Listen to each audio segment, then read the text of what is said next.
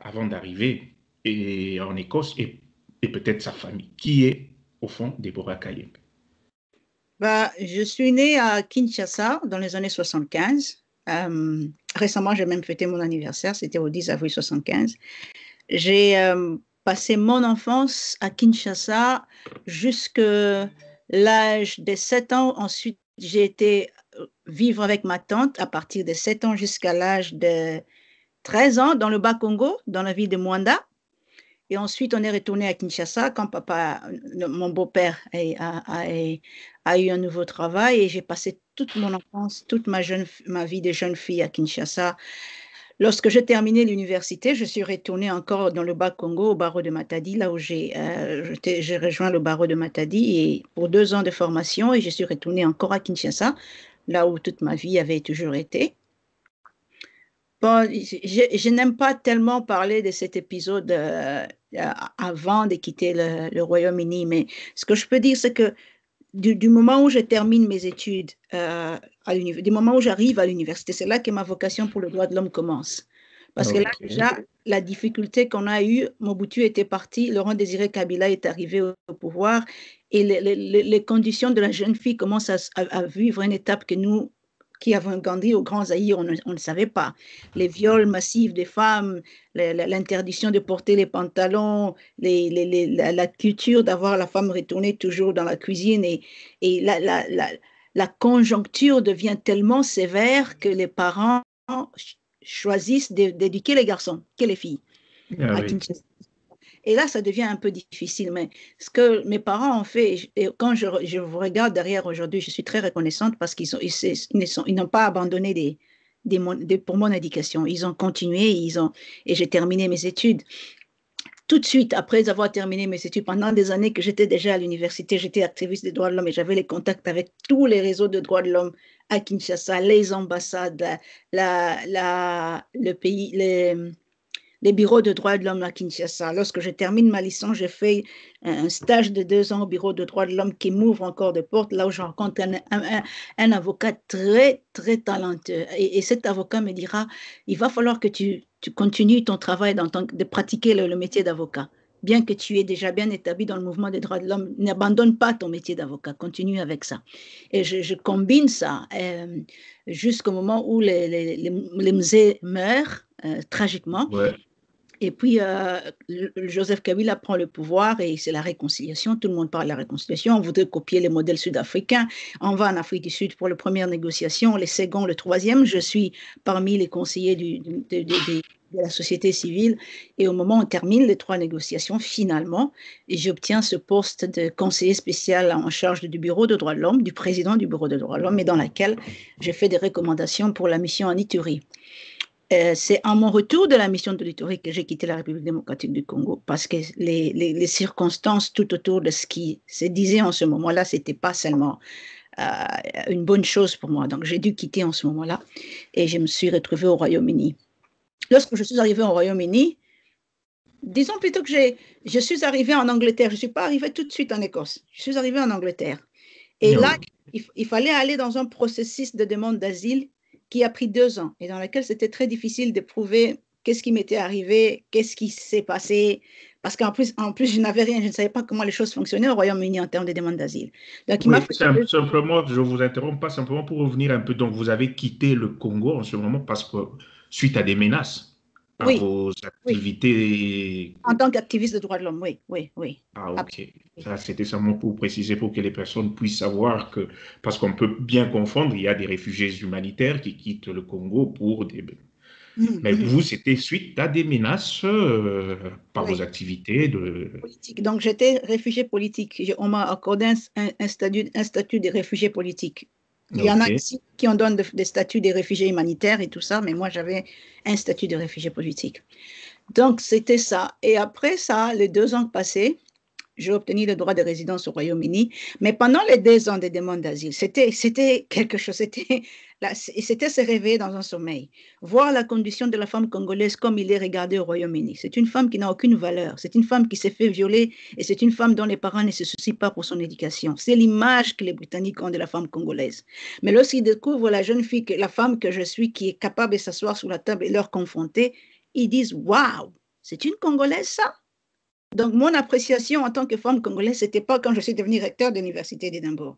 C'est la conséquence des années que dans tous les pays, on commençait à découvrir une femme qui venait avec des arguments valables sur la table et qui contredisait quelquefois ce qui était dit au sujet des Congolais et des Congolaises. Et c'est là... Ils vont dire que nous, Congolais de la diaspora, ne sont pas capables de vendre l'image aussi de la femme, par exemple, de notre pays. Oui, même la femme, de deux côtés, la femme ou l'homme. C'est vendre l'image du pays et faire valoir ce que le pays avait en ce moment-là, c'était quand même extraordinaire. Parce que moi, je disais, écoutez, moi, j'avais 26 ans lorsque pour la première fois, je suis allée en mission de service en Corée du Sud. J'arrive en Corée du Sud, le Coréen me demande, tu as quel âge? Je dis, j'ai 26 ans. Et tu es un avocat qualifié? Oui, je suis avocat. Il dit, mais ici, chez nous, les femmes deviennent majeures à 35 ans. Et c'était un étonnement pour eux. Et je leur disais, voilà ce que moi j'ai fait dans mon pays à l'âge de 26 ans, je suis allée partout, je l'ai fait dans mon pays. Et je leur questionnais, vous, vos sœurs à 26 ans, ce sont des Britanniques, tout blancs. Et tous, pour la plupart, après avoir survécu la Deuxième Guerre mondiale, le travail qui était attribué aux femmes, c'était le nursing.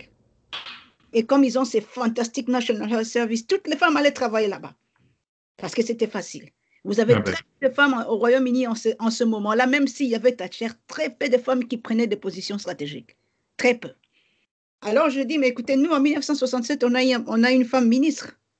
Au Royaume-Uni, ce n'était pas encore le cas. Donc c'était vraiment des gens, c'était vraiment étonnant pour les Britanniques de voir quelqu'un qui parle de son pays avec une telle fierté et qui dit que si notre pays est aujourd'hui là où nous sommes, c'est vous qui êtes venus nous déranger. Vous avez découvert nos ressources minières, vous avez découvert, et vous venez nous déranger. Donc, dans mon discours, il n'y avait jamais quelque chose pour mettre le beurre sur le pain. Non.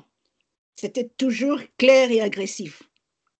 Parce que je me disais, où est-ce que nous sommes aujourd'hui? C'est le résultat de ce que vous voulez que nous puissions être. Non, c'est quand vous allez construire vos pays.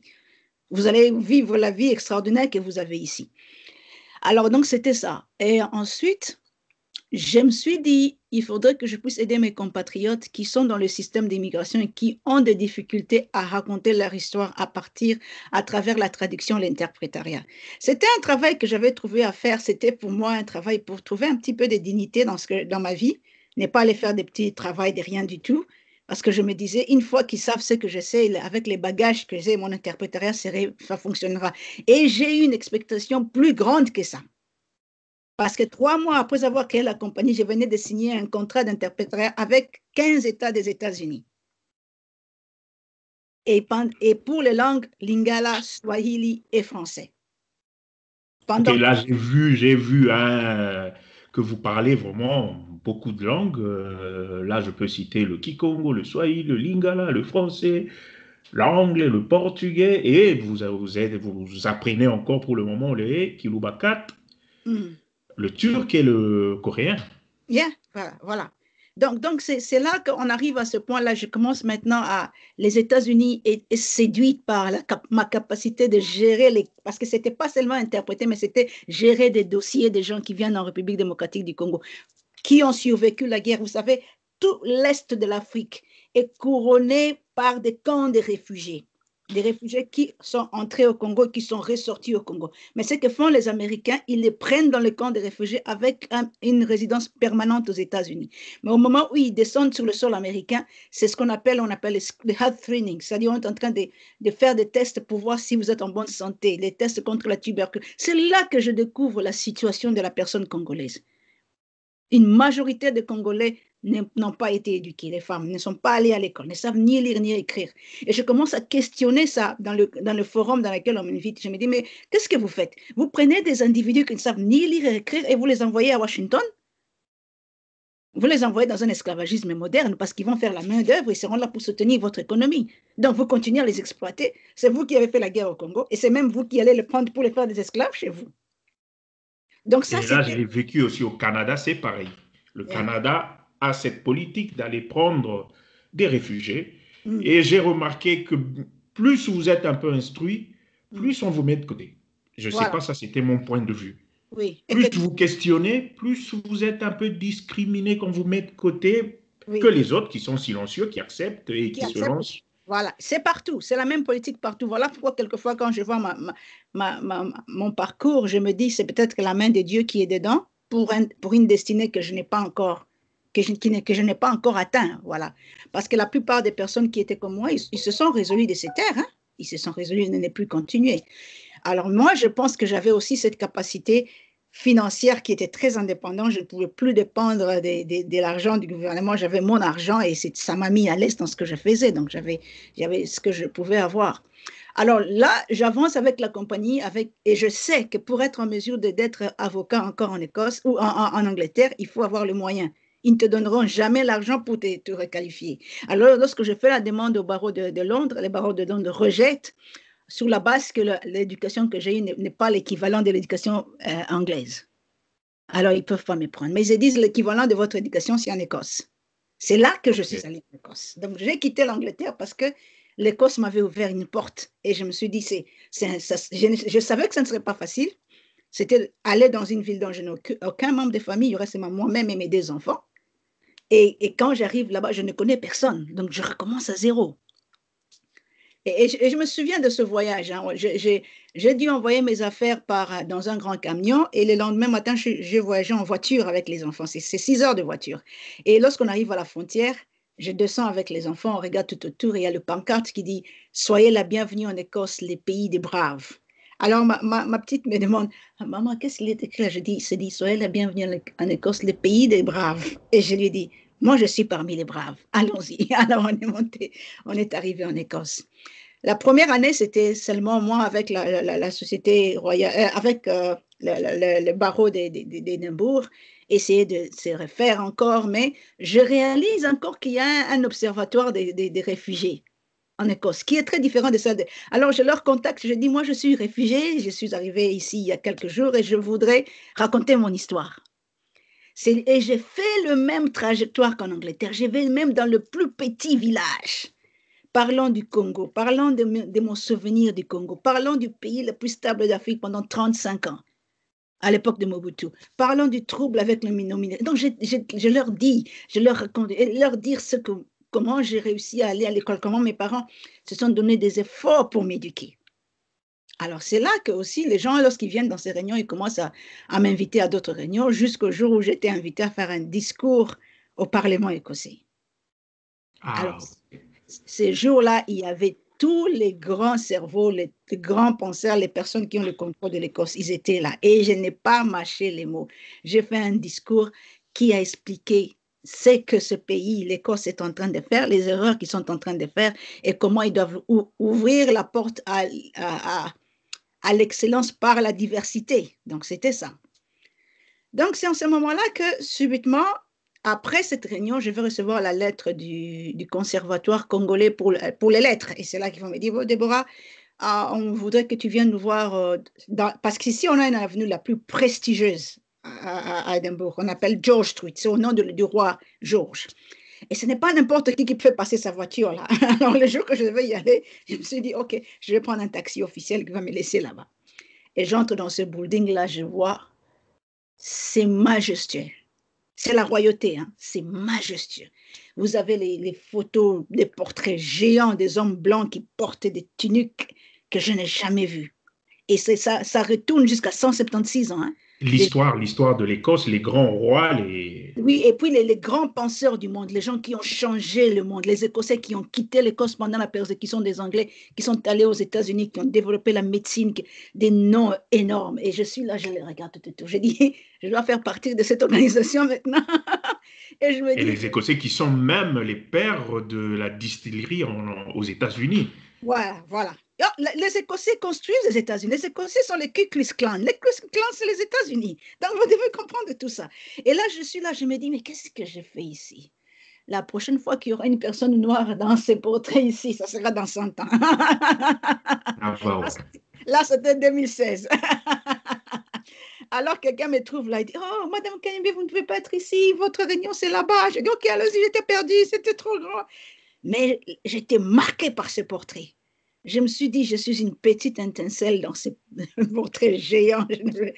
Alors, j'arrive là-bas, j'ai fait l'interview et je quitte l'interview. Alors, ces jours-là, ils m'ont posé une question quand même extraordinaire. quel est le vœu de votre vie? J'ai dit, quand mon père était vivant, il a voulu que je sois la première ministre des Affaires étrangères congolaise. Mais mon père est déjà décédé et moi, j'ai quitté les pays malheureusement. Un jour, je serai président de la République démocratique du Congo. Ah ben. C'est ça que je leur ai dit. Alors, ils étaient là, ils se sont regardés comme ça. C'était des vieillards. Hein? J'ai entendu ça, je serai président. Alors, et ils se sont dit, mais cette fille, elle n'a aucune ambition pour nous. Là, c'est mon ambition pour son Congo. Alors, finalement, je suis partie ce jour-là. Ils m'ont dit, on va vous contacter par email, mais dans 7 jours. Mais au retour de la maison, quand je suis arrivée chez moi, où je laissais ce taxi de luxe, là, j'ai repris ma voiture dans un parking où j'ai laissé.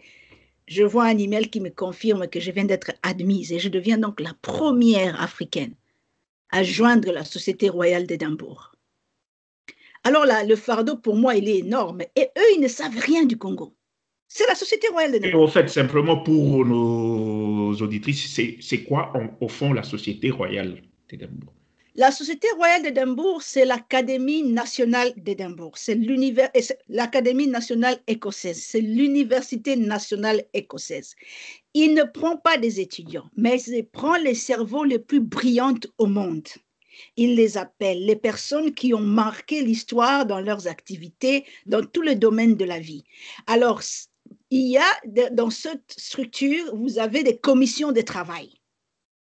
C'est-à-dire, s'il y a un sujet brûlant de la société, par exemple, Covid, eux, ils créent la commission de travail pour le Covid. Mais dans cette commission, ils sélectionnent les cerveaux les plus brillants du monde. Et ils viennent se rencontrer. Okay. Donc, c'est ça la Société royale d'Édimbourg. Ils font des recommandations, ils le soumettent au gouvernement. Et c'est sur base de ces recommandations que le gouvernement crée maintenant des lois et des procédures pour faire en sorte que la situation dont nous vivons... C'est la crème de la crème intellectuelle. C'est la crème intellectuelle de la Grande-Bretagne, parce que la Société royale d'Édimbourg est plus puissante que la Société royale de Londres. Ah, okay. Pourquoi? Parce que vous êtes la première, je dirais pas simplement africaine, mais la première noire à être admise. Oui, je suis la première de couleur à être admise dans cette institution après 176 ans. L'admission en soi, pour moi, à ce moment-là, ça n'avait pas fait vraiment la une de journaux. Ils ont mentionné ça seulement.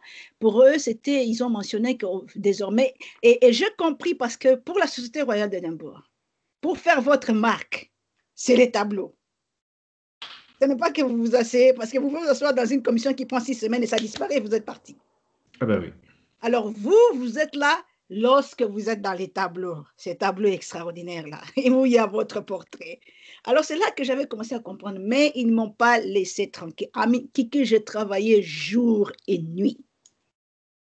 Il y a une situation qui sort d'ici. Déborah, qu'est-ce qu'on peut faire pour les minorités?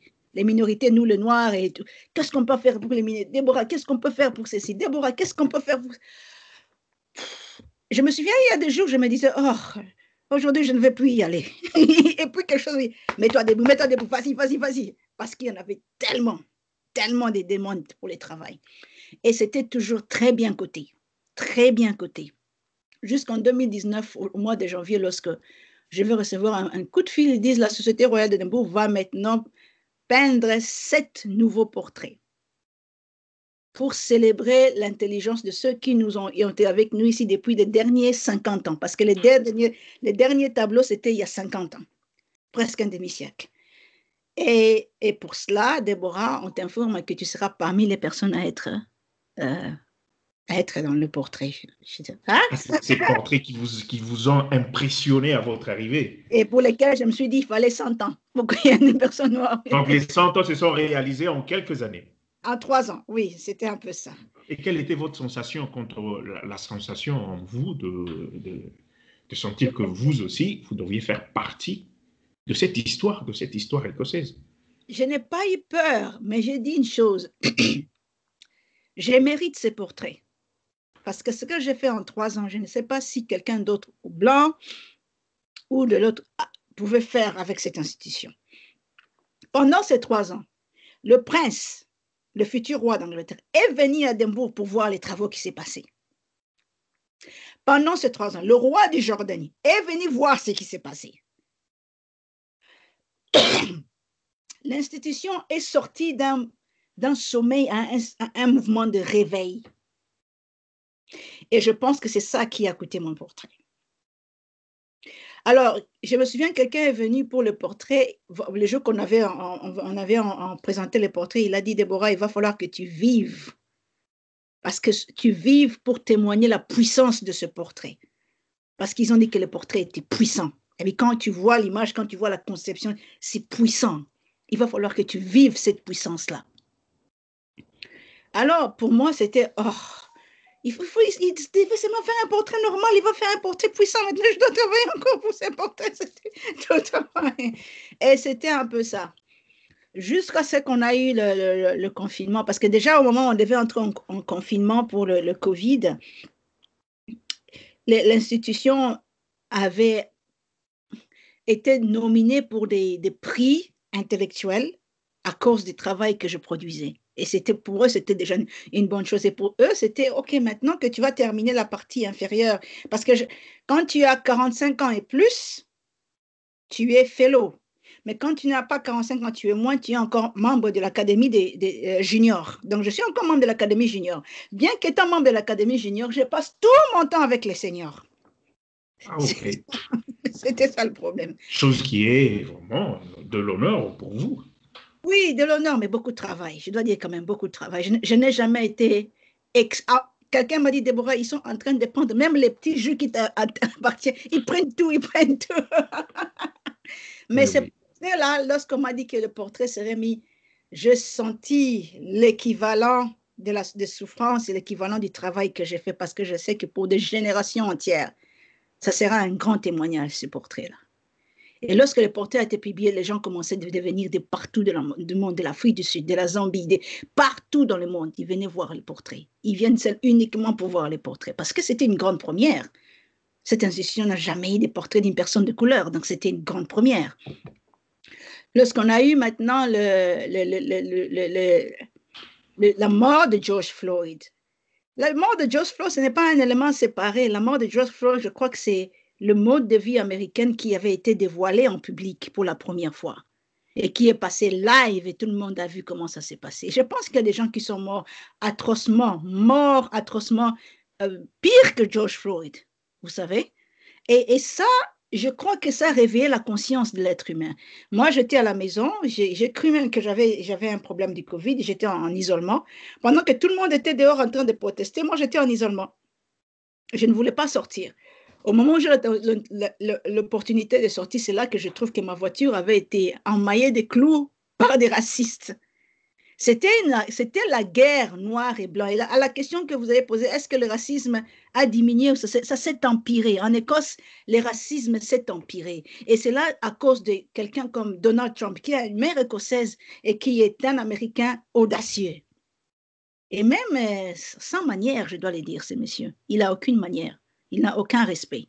Alors, l'impression en Écosse, c'était les Blancs contre le Noir. Les Blancs contre le Noir. Une semaine avant que je découvre les clous dans ma voiture, lorsque je suis tombée dans une crise des maladies que je ne comprenais pas, c'était 2 jours après la mort de l'acteur américain Chadwick Boseman. Moi, j'étais à l'hôpital. Alors, lorsque je sors de l'hôpital, les membres de mon parti me disent, Déborah, on était très inquiets à ton sujet, qu'est-ce qui s'est passé? C'est là que je serais obligée de faire une déclaration parce que tous les médias du monde étaient concentrés sur moi. Ils voulaient savoir quelle est la position de l'Écosse par rapport à la mort de George Floyd. Et ils n'en avaient pas eu autant parce que j'étais malade, je ne peux pas être avec eux. Et surtout, la tombée du statut de Léopold II. Les journalistes belges étaient tous derrière moi. Ils voulaient savoir qu'est-ce que je pense de tout ça. C'est alors que j'ai fait une déclaration commune et que je vais envoyer à la presse nationale et internationale, et dans laquelle je dis, écoutez, George Floyd, ce qui lui est arrivé est inacceptable. Mais la relation de police et les gens à qui ils font le law enforcement, ça a toujours été la plus mauvaise. Hein? Ça n'a jamais été mis. Il faut regarder à cette question. Pour moi, c'est très difficile de voir la mort de George Floyd comme étant une histoire raciale. Pour moi, c'est un comportement de la police à fustiger.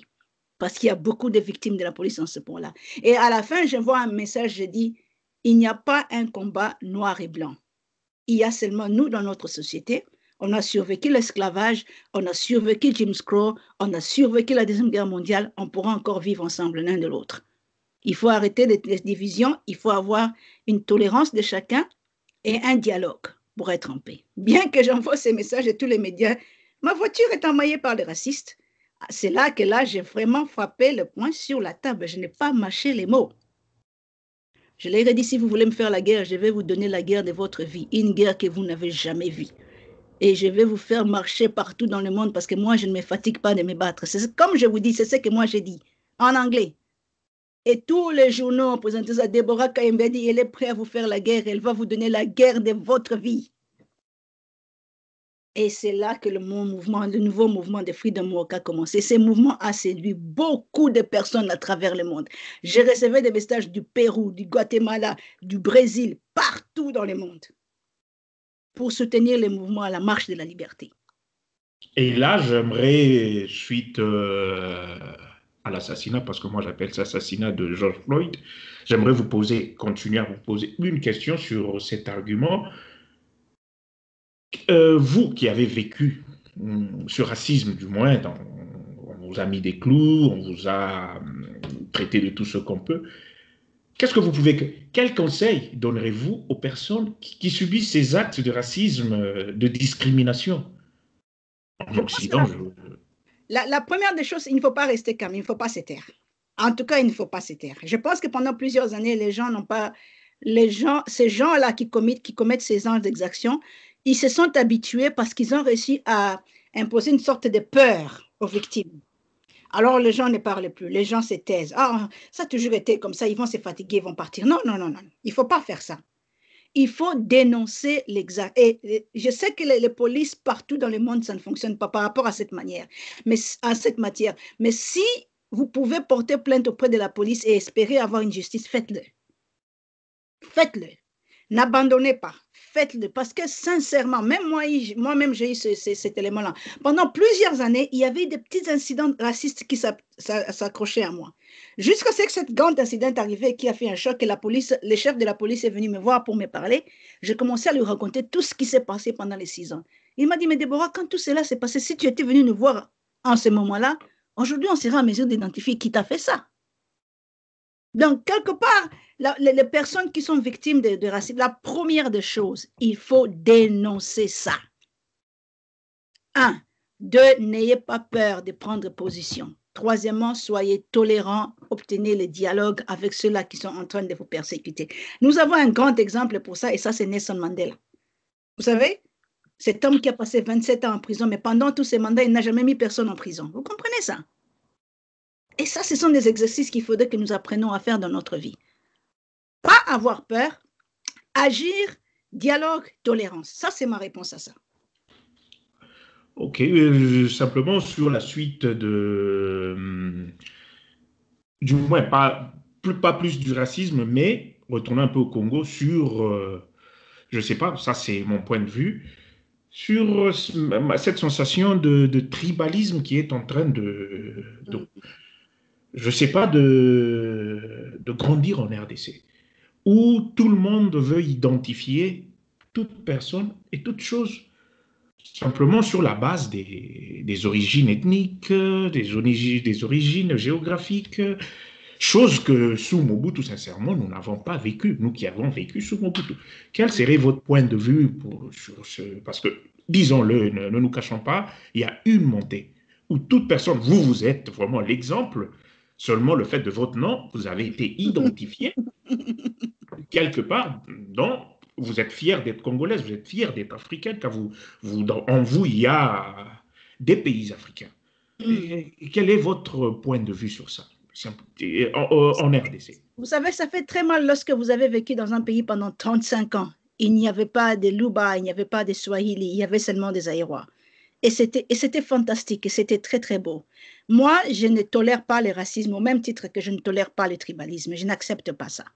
Je ne suis pas née d'un père congolais ou d'une mère congolaise. Je suis née d'un père congolais, d'une mère zambienne, dont les parents étaient namibiens. Ils n'étaient même pas zambiens, ils étaient naturalisés zambiens.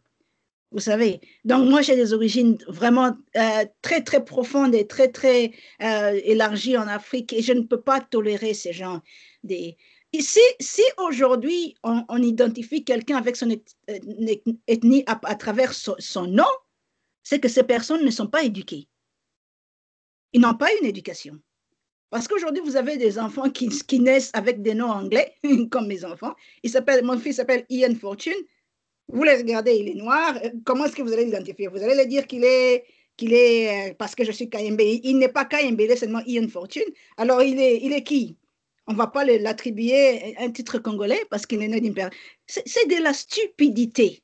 Là, on peut même souligner, il y a même disons, des pseudos, en parenthèse, politiciens congolais qui parviennent même à proposer, que moi je trouve, peut-être c'est parce que j'ai vécu un peu en Occident, des propositions banales qui prétendent que pour être président de la République, il faut être né de père et de mère à 100% congolais. Et si vous demandez à ces politiciens de définir c'est quoi un Congolais 100%, je pense qu'ils auront des difficultés à le faire. Premièrement, c'est du populisme. Deuxièmement, regardez l'exode du peuple congolais à travers le monde. Est-ce que vous pouvez prétendre aujourd'hui que 60% des Congolais sont des pères congolais, mères congolais? L'exode du peuple congolais à travers le monde, c'est de la... Alors, retournons sur nos chefs de l'État. Kasavubu, n'est-il pas un descendant chinois? Kasavubu, ok? Mobutu ne s'est jamais, il disait que ses parents avaient des liens avec la République centrafricaine. Ok? Alors, vous savez, il y a des choses que beaucoup de politiciens, comme vous les appelez pseudo-politiciens, qui les font dans le populisme et ils voient qu'une personne normale ne peut pas voter pour eux, alors ils vont sur le terrain de la haine. Et on a vu quelqu'un qui a fait ça aux États-Unis, Donald Trump. Vous allez sur le terrain de la haine et vous commencez à crier. Parce qu'aujourd'hui, si vous n'êtes pas né d'un père congolais, le lendemain, vous serez moins congolais si vous êtes né d'un père du Bas-Congo et d'un père du Katanga. Vous serez moins congolais. Moi, l'exemple que j'ai toujours donné, c'est l'exemple, par exemple, du président, l'ex-président Kaunda, qui a fait de la Zambie ce qu'est la Zambie. Mais qui n'est pas, que ses parents sont originaires, ils ne sont pas zambiens. Non, ils ne sont pas du tout, non. Et beaucoup ne le savent pas, parce que avoir les gens qui prétendent non, en Zambie, il faut être deux parents, de père et de mère zambiens pour être président, c'est de la démagogie. C'est la démagogie. Car avoir Kaunda qui a fait de la Zambie, c'est que la Zambie, qui n'est pas zambien, si on le prend de cette manière.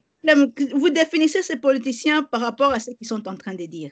La vie politique, c'est un cadeau au pays dans lequel vous avez obtenu le mandat de diriger. Et ça, vous n'avez pas besoin d'une appartenance ethnique. Et nous avons vu beaucoup de chefs d'État à travers le monde qui sont venus et ont donné le meilleur d'eux-mêmes pour leur pays et ils les ont changés.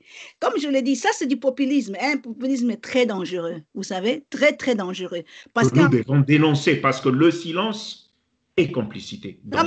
C'est ça, parce que ça va même amener à l'épuration ethnique, vous savez. Ça va amener à l'épuration ethnique. On commencera à dire ils sont moins congolais parce qu'ils sont nés de deux parents de provinces différentes, ou bien ils sont moins congolais parce ils ont commencé à tuer comme ça. Et puis on dira un jour, la seule race supérieure, la seule tribu supérieure, c'est les Luba du Kasaï, c'est tout, vous savez.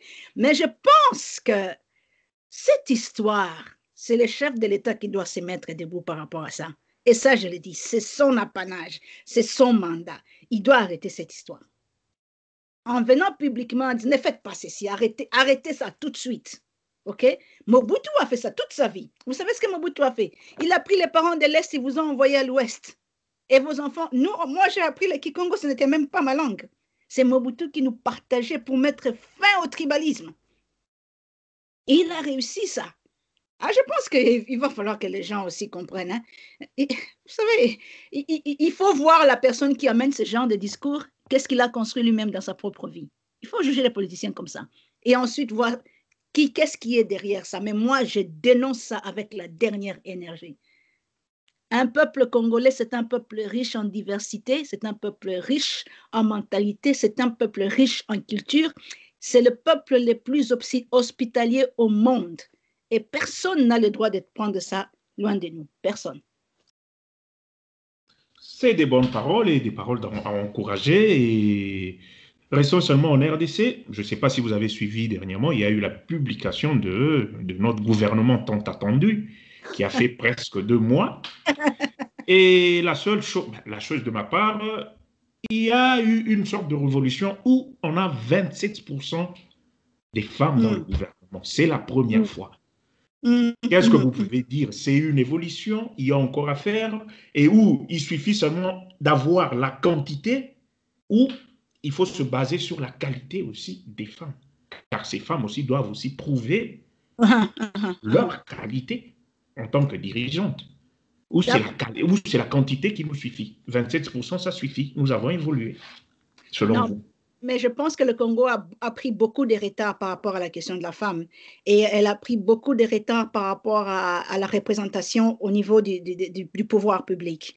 Et je crois qu'il vient de se rattraper par rapport à ça. Mais moi, aujourd'hui, dans le cas congolais, je ne voudrais plus considérer la quantité comme étant un élément. Je voudrais considérer la qualité. C'est ce que moi, je voudrais considérer parce que les femmes congolaises ont excellé dans des endroits où il était impossible, toute personne de couleur, à réagir. On a la ministre Kyenge en Italie. Elle a fait l'impossible, vous savez, sans me mentionner moi ou mentionner d'autres personnes qui peut-être la presse n'a pas circulé les nouvelles. Les Congolaises ont fait des progrès dans les endroits où il était impossible. Ce que moi, je voudrais voir en République démocratique du Congo, je voudrais tourner cette histoire de représentativité, regarder à la qualité de ces femmes. Et la dernière fois que j'ai parlé avec l'ambassadeur britannique au Congo, je lui ai dit, je cherche à voir avec le nouveau gouvernement qu'il y ait des postes attribués, des postes stratégiques attribués à la femme congolaise. Et c'est arrivé cette fois-ci. Et je suis heureuse pour ça. OK? Et on a un vice-premier ministre chargé de l'environnement, des questions brûlantes, des questions qui sont aujourd'hui, qui déterminent l'avenir de la planète. Et c'est une femme en République démocratique du Congo qui prend la position. Je salue sa nomination, vous savez, quel que soit tout ce qui est en train de se dire tout autour de ça. Mais, et c'est ça la stratégie politique. Trouver donner des postes alléchantes, non seulement des postes stratégiques très importantes à, à une femme est un progrès quand même dans l'histoire du Congo. Ce que je voudrais voir à partir d'aujourd'hui, c'est la performance de ces femmes dans tous les postes qu'on leur a donnés. Je voudrais voir leur performance. Je sais que le monde entier est en train de voir mes performances à moi sans les savoir. Je ne nie pas, j'ai toutes les caméras du monde parce que j'ai brisé une culture de 437 en Écosse et toutes les caméras sont sur moi, c'est normal. Mais moi, j'ai mes yeux sur la République démocratique du Congo. Parce que ce Oui, face, car vos yeux ont vu ce que peut-être nous, on n'a pas vu, et vous avez cette capacité de pouvoir juger et pourquoi pas d'aider aussi les femmes, ces femmes qui parviennent maintenant à être des responsables. Votre appui serait sincèrement le bienvenu. oui, mais moi j'aimerais bien. Le problème, c'est qu'il y a trop de subtilité quand il s'agit de moi et l'implication dans la vie politique congolaise en ce moment précis. Il y a beaucoup de subtilité. Je ne veux pas créer ça. Parce que là où je suis mieux. Je suis bien là où je suis. Et je dois prouver mes capacités là où je suis en ce moment. Il y a eu tellement. J'ai vu un Twitter ce matin, quelqu'un m'a dit oh, moi, je pensais qu'on allait vous rappeler au Congo pour être ministre d'Affaires, pour être ministre de l'enseignement supérieur. Je ne veux pas de ça. Je refuse ça. Si un jour mon temps viendra et que j'irai en République démocratique du Congo prendre des fonctions politiques, je les prendrai. Je n'hésiterai pas. Mais pour le moment, ce n'est pas quelque chose que je voudrais m'y mixer avec. Ça, c'est un. Des deux, j'aimerais bien aider ceux qui sont au pouvoir aujourd'hui, les femmes qui sont au pouvoir. J'aimerais bien apporter des conseils. Mais comment est-ce qu'eux, ils vont voir ça? Ça, c'est l'autre côté. Et c'est ça le problème pour le moment. Vous pouvez être en connivence avec quelqu'un. Ah, à combien MLC? À combien IDPS? Pourquoi? Comme vous l'avez dit, les tribales, on ne voit pas l'intérêt citoyen. On ne voit pas ça, malheureusement, dans notre politique congolaise.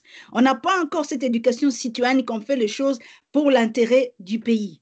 On fait toujours les choses pour l'intérêt tribal, on fait toujours les choses pour l'intérêt politicien. Il faut appeler ça comme ça, oui. Et cette éducation-là, je ne condamne pas seulement le... Croyez-moi, je vis ces choses aussi ici dans notre politique écossaise. Je vis ça. Mais je pense que si je suis parvenue à créer une certaine unanimité politique en Écosse, c'est parce que j'ai été très sage dans la manière de gérer ce genre de situation. Continuons encore sur la femme congolaise. Je vous ai montrer deux images. Mhm. Une relatant deux femmes qui, fatiguées avec leur pain, des vendeuses de pain, Mhm. fatiguées qui se reposent pour C'est se vrai. préparer encore à aller vendre le pain. Et une Mhm. autre, une maman avec son enfant dans un marché à vendre des tomates. Et ces Mhm. genres d'images, on les a beaucoup. On voit des mères africaines avec des Des paniers. grands charges sur leur tête et Mhm. des enfants sur le dos, Mhm. aller vendre leurs marchandises Mhm. pour nourrir la famille, payer la scolarité des enfants. Mhm. Et une image de cette femme qu'on ignore jusqu'à maintenant en Afrique, Mhm. parce qu'on ne donne pas ce poids. Mais en réalité, notre économie, l'économie africaine, surtout en RDC, est basée sur cette femme. Mhm. Cet Mhm. homme qui se réveille le matin, qui va vendre, qui paye le loyer, qui paye les factures même de la maison Mhm. avec ces petits commerces. En voyant ces images, qu'est-ce qui vous est venu en tête en voyant ces deux images? Vous savez, c'est l'image de toutes les femmes du monde. Je dois le dire. C'est l'image de toutes les femmes du monde, sans aucun. Seulement, la présentation est différente d'un contexte à un autre.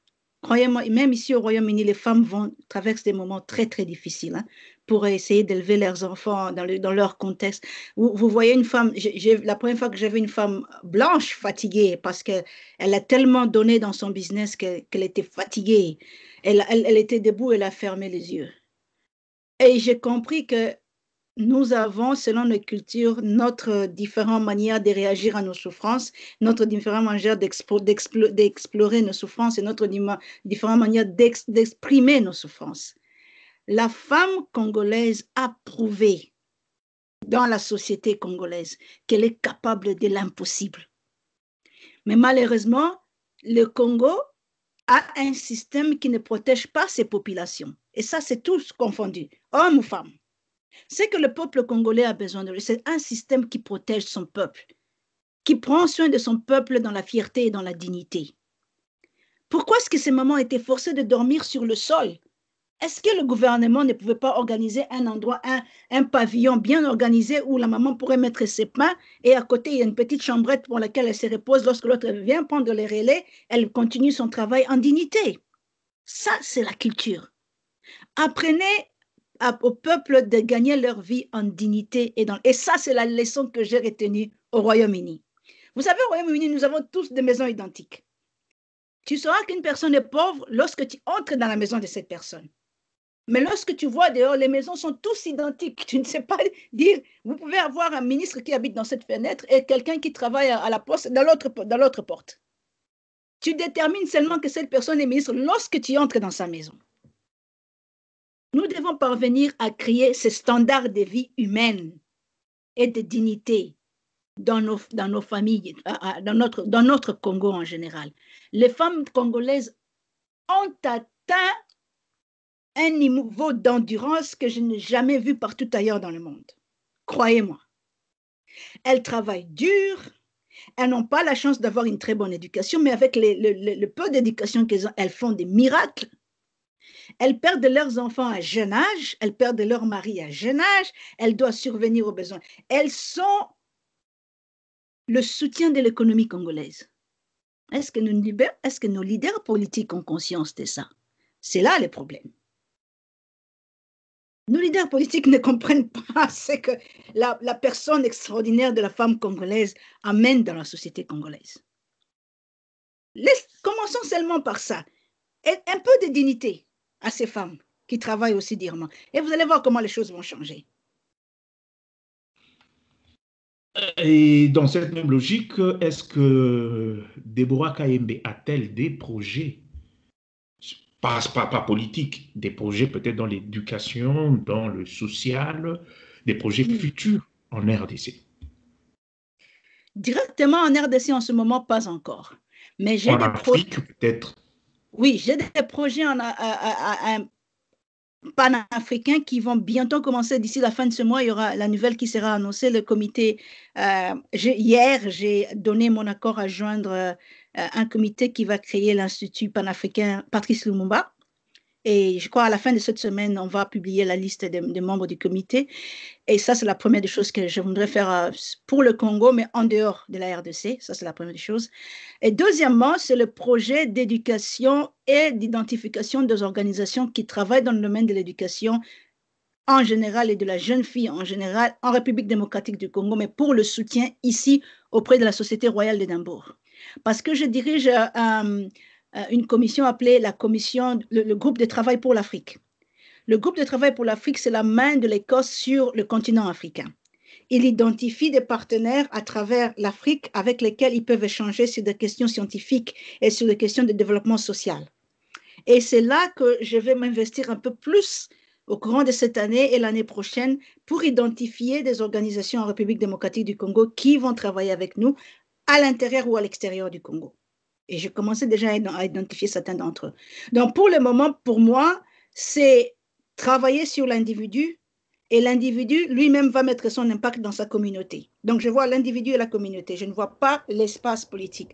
Croyez-moi, j'ai dit ça à beaucoup de Congolais qui essaient de penser qu'ils peuvent m'amener. Moi, je suis peut-être Deborah Kayembe avec un visage doux, mais lorsqu'il s'agit de la politique, je suis sévère. Ça, c'est un message qu'on doit comprendre. Alors, il ne faut pas essayer avec moi. Ne me provoquez pas dans les politiques, parce que si je dois aller dans la politique, je vous assure, vous n'allez pas me... Je suis une tigresse. Alors, c'est quelque chose que les gens doivent comprendre. Donc, pour le moment, lorsque je vais être prêt à m'impliquer dans la vie politique congolaise, je le ferai sans gêne et je le dirai au peuple congolais, je vais m'investir là-dessus. Pour le moment, je voudrais travailler sur l'individu congolais, sur le projet social, sur le projet d'éducation d'abord, parce que l'éducation, non, il y a un problème chez nous. Il y a un problème très sérieux. Et quoi, parce que j'ai pu parler avec une femme, c'est une Congolaise qui a aussi étudié, qui vit du côté de Coventry, qui, beaucoup, pas seulement elle, et beaucoup de leurs enfants ont des difficultés. Avez-vous un projet pour ces enfants congolais nés en Grande-Bretagne ou africains qui ont des difficultés peut-être à aller à l'université? Est-ce que votre université, sous votre règne, si on peut le dire, à l'université d'Édimbourg, avez-vous un projet aussi pour ces enfants qui vivent en Angleterre chez vous, pour qu'ils puissent avoir la facilité d'adhérer aussi à des universités?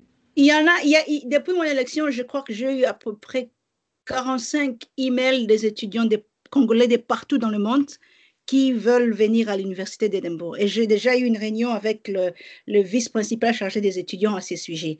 Donc, nous avons déjà prévu une réunion après ma première réunion du tribunal de l'université avec cette équipe-là pour trouver des logiciels sur Internet valables pour aider à ces étudiants-là de s'inscrire. Vous savez, la difficulté que nous avons pour le moment, c'est le Covid. Le contact humain est réduit, donc tout ce sera dans le numérique. Alors, je pense que nous, de notre côté, on aura les logiciels qui seront déjà préparés, les programmes qui seront préparés pour accueillir ces jeunes étudiants qui ont besoin de s'adapter à la réalité britannique. Mais je pense que la difficulté de l'autre côté, ça sera peut-être eux avoir accès à l'ordinateur ou à l'électricité. Je vous ai dit tout à l'heure, aujourd'hui, cet après-midi, je devais avoir une réunion avec la presse camerounaise. Et apparemment, dans l'immeuble au Cameroun, ils n'ont pas eu l'électricité ce matin. Donc, ils étaient obligés d'annuler. Donc, l'infrastructure, c'est un problème. Et je me souviens encore, il y a 2 jours, j'étais à la réunion du prix Nobel de la paix. On m'a été invité en tant qu'invité pour parler à la célébration du prix Nobel de la paix. Et là, il y a le numéro 1 de Google qui disait, c'est vrai, nous, on veut faire les ordinateurs, mais la réalité est que ces pays-là, vous allez les envoyer dans ce contexte. Certains d'entre eux n'ont pas des formateurs pour les aider à connaître comment fonctionnent ces ordinateurs, et d'autres n'ont pas des infrastructures pour avoir accès à ces technologies. Donc, il y a beaucoup des éléments négatifs de l'autre côté.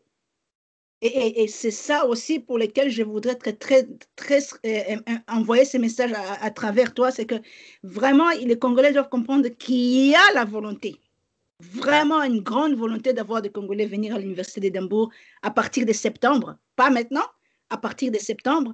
Et s'ils ne peuvent pas le faire cette année, ils peuvent encore viser l'année prochaine.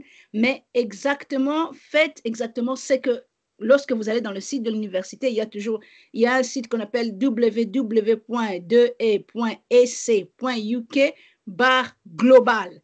Alors, /global, c'est pour invité beaucoup les étudiants de différents contextes à venir à l'Université d'Édimbourg. Mais nous allons adapter cela. Nous n'allons pas laisser ça comme ça. Nous allons adapter cela à la réalité d'aujourd'hui, qu'aujourd'hui, l'Université d'Édimbourg séduit beaucoup des étudiants à travers l'Europe et la plupart des étudiants africains. Et ça, on va les faire. On ne va pas abandonner ça, on les fera définitivement. Et nous allons, nous, en tant que le souverain, nous allons chercher à partager le lien de ce site Oui. pour que Absolument. nos jeunes sœurs, nos jeunes frères puissent Oui. aussi essayer un peu de voir la réalité. Et en Voilà. parlant, vous avez cité du prix Nobel. Le Congo a aussi un prix Nobel, le docteur Denis Mukwege. Un petit mot pour ce monsieur. Pendant plusieurs années, je voyais Dr Mukwege à travers un des... Je me souviens avoir, dans mon travail en tant que traductrice, avoir traduit un de ses documentaires. C'était avec un journaliste anglais, Roskamp. Alors, Roskamp faisait ce qu'on appelait Roskamp Extreme World. Et il était au Congo. Il est venu au Congo, il a vu Dr Mukwege. Et en ce moment-là, Dr Mukwege n'était pas encore connu même. Et j'ai connu Dr Mukwege à travers de ce document, parce que c'est moi qui ai fait le sous-titrage en français, en anglais, le sous-titrage en anglais et en français de ce document-là. C'était en 2012, pendant les 3 premiers mois quand je suis arrivée en Écosse. Et c'est là que j'avais découvert Dr Mukwege. Un homme qui a passé toute sa vie à ne pas regarder un seul sou, mais seulement réparer les personnes qui étaient dans la souffrance. Je me demande pendant combien de temps cet homme allait continuer ce travail jusqu'à ce qu'il ait le prix Nobel. Combien de temps? On a besoin des hommes extraordinaires comme cet homme. Il n'exige rien, il ne demande rien. Seulement la satisfaction d'aider et d'aller dormir paisiblement. J'ai vraiment un message pour Dr Mukwege. Je travaillerai avec vous directement. Le plus tôt que cette pandémie nous donne la permission, le plus tôt que vous êtes dans une autre partie du monde sans être au Congo, je veux vous rejoindre, je vous verrai face à face. Nous allons travailler conjointement. Parce que ce sont des esprits que moi je cherche dans mon travail. Ce sont des esprits que je voudrais associer dans mon travail. J'ai beaucoup d'admiration pour lui, énormément d'admiration. Et nous ferons aussi à chercher à faire parvenir le message au grandissime, que j'appelle grandissime, docteur Mukwege. Et peut-être on tire à la fin. J'aimerais que, j'ai vu que vous parlez le Swahili, j'aimerais que vous puissiez dire quelque chose en Swahili, dire ce que vous voulez en Swahili aux gens qui vous écoutent en ce moment. Parce que je vous ai entendu parler en lingala, mais de notre part aussi, on aimerait aussi vous écouter parler un peu le Swahili. Et pourquoi pas un peu de Kikongo aussi. Ok. Jambo yenu banduku yangu bote, mwenye munasema Kiswahili, niko mtoto wenu wa Kiswahili. Baba yangu na mama yangu bote balikuwa nasema Kiswahili, balinifundisha Kiswahili kusema kila siku. Na sasa mimi nafika kwa hii mgini ya Uingereza, hii lugha inanisaidia kusaidia wakongomani mingi katika hii mgini wa wazungu. Mimi nawapigia asante sana. Mimi nasikia habari mnanitumia kwa mbali, mwebote mnasema mtoto yetu tunasali juu yako, Mungu akulinde, na mimi nabatumia asante sana. Mimi tawaza kuona namna gani tunaenda kuendelea kusaidia mgini yetu ya Kongo, basi Mungu ababariki bote. Asante. Asante kwako. Et un peu en Kikongo aussi, ça peut? Bampangi ya munu ya Matadi, muke na ça, Kikongo. Ouais. Ben, ça se voit un peu, ouais. Mume tuma... ça va être difficile. Ouais. Ben, du moins, on a compris que vous êtes congolaise, on a compris votre attachement surtout dans cette interview. Ça fait vraiment plaisir de voir une personne qui est arrivée à ce niveau et d'être encore, parce que ne le cachons pas, il y a beaucoup surtout de nos sœurs et de nos frères qui vivent en Occident qui sont complexés de ça. Ils arrivent à un certain point, ils sont complexés. Et moi, j'ai vu en vous cet attachement au Congo et cette fierté d'être congolais. C'est ça que aussi nous devons faire partager à nos enfants, qu'ils soient fiers de ce qu'ils sont. Ils peuvent être ministres. Et moi, j'ai vu ça dans beaucoup de personnalités qui sont fiers de ça. Et c'est une chose qu'on doit chercher à partager, surtout à nos enfants. Même quand ils seront grands, même quand ils seront des ministres, peut-être en Angleterre, peut-être en France, en Belgique, qu'ils ne soient pas complexés de leur être congolais. Et ça, c'est un grand message que vous partagez. Alors, j'espère que nous sommes à la fin. Et si vous avez un petit mot à dire aux Congolais, un petit mot à dire aux Africains. Là, j'ai parlé. Ah bah ouais, oh, nous y sommes. Un dernier mot à tous les Congolais. Peuple congolais, soyez conscients de votre existence. Soyez conscients de la richesse de votre pays. Soyez conscients du convoitise que ce pays attire à travers le monde. Vous avez beaucoup souffert, c'est vrai, mais vous restez toujours la tête haute. Apprenez l'humilité. L'un des problèmes que les Congolais ne veulent pas écouter, ils ne veulent pas apprendre.